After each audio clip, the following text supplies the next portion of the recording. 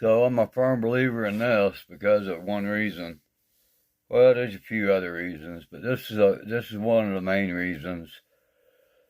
Back when I was a little kid, I heard my grandmother overheard a conversation that my grandmother was having, and just out of the blue, she yelled at me and dropped the F bomb and told me not to ever say a word.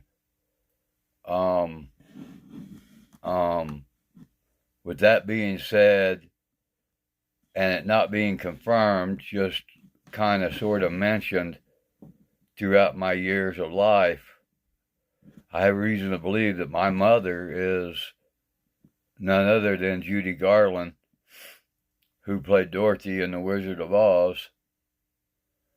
She also played a scene in American Graffiti under the name Judy. And if you look at and watch American Graffiti, and if you watch Happy Days with Ron Howard and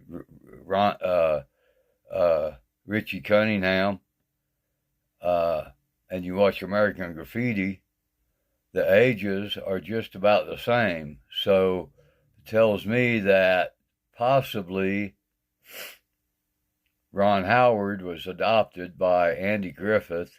Andy Griffith was the original producer and director of American Graffiti and Happy Days. However, the rights were given to Ron Howard because he was the main character, and I understand that. And and how they did it is they just changed the scenes behind the actors through blue screen or green screen, whatever it is called, and that's how the movies were produced. And my mother's movie, The Wizard of Oz, even though history says that it was produced in the 20s, it wasn't produced in the 20s. It was produced in the early to mid 40s, and then it was backdated to the 20s through the scenery of black and white motion picture. That's the magic of movies. However, I am a firm believer that my mother is indeed Judy Garland.